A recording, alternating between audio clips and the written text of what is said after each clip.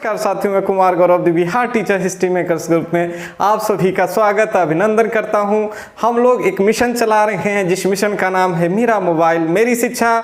इस मिशन के तहत पूरे बिहार भर के शिक्षक जुड़कर कोविड के समय में बच्चों तक शिक्षा पहुंचाने का पुण्य कार्य कर रहे हैं। इसके अंतर्गत एक ब्लॉग है पर्यावरण मित्र। आज हम लोग इसके अंतर्गत गिलोय के विषय में जानेंगे।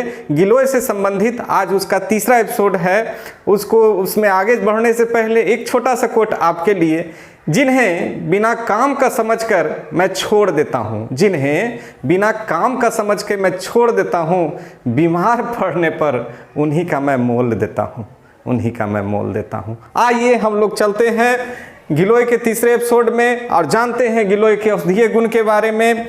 अगर किन्हीं को कब्ज का शिकायत हो जाता है तो उस केस में अगर 10 से 20 ml गिलोय रस ले लिया जाए, उसमें उसको गुड़ के साथ अगर मिलाकर सेवन किया जाए तो ये देखा जाता है कि कब्ज में बहुत अधिक फायदा पहुंचता है।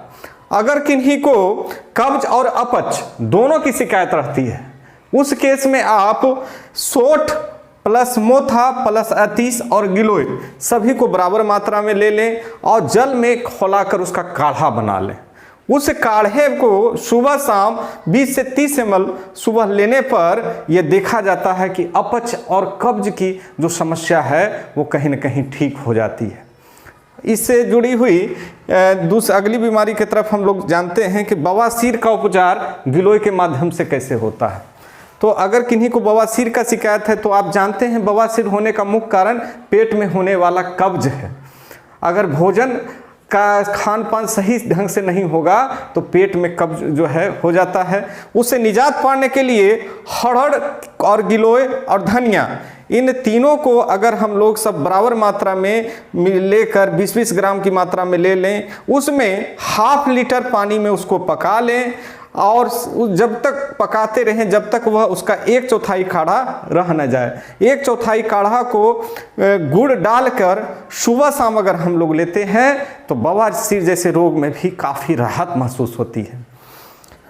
जहाँ बीमारी पीलिया की बात है, पीलिया रोग में होता क्या है, सभी के शरीर में बिलिरुबिन एक पिगमेंट होता है पीला कलर का, वह लीवर में बनता है जो कि बहुत ही टॉक्सिक पिगमेंट है। उसको एक खास प्रक्रिया के तहत लीवर्स के जो सेल्स होते हैं बिलिवर्डिन में कन्वर्ट कर जाते हैं जो कि ब्लड आकार का होता है। लेकिन अगर लीवर में इन्फेक्शन कभी हो जाता है तो जो बिलिरुबिन है उसका लेवल बढ़ने लगता है क्योंकि वह बिलिवर्डिन में कन्वर्शन सही से नहीं हो पाता। इसी रोग को वह पीलापन आँखों में और शरीर में स्किन में सब जगह दिखाई देने लगता है। इसी रोग को हम लोग पीलिया कहते हैं।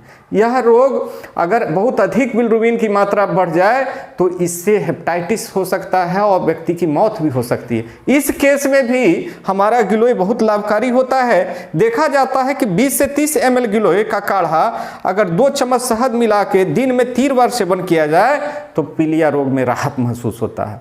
साथ ही हम लोग 10 से 20 ml गिलोय पत्तों को पीसकर 1 गिलास छाछ में मिलाकर उसको छानकर सुबह शाम अगर सेवन करते हैं, उस केस में भी देखा जाता है पीलिया रोग में राहत महसूस होती है।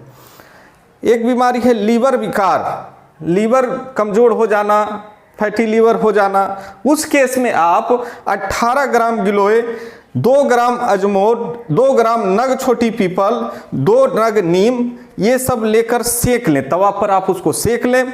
उसमें 250 ml जल मिलाकर मिट्टी के बर्तन में रात भर रख कर छोड़ दें। सुबह उसको फिर क्या करें, छान लें और उसका सेवन 15 से 30 दिनों तक आप करें। आप देखिएगा कि अपच और लीवर की समस्याओं में आपको जरूर ही आराम मिलेगा, राहत महसूस होगा। यानी लीवर टॉनिक का काम आपका जो है गिलोय करती है।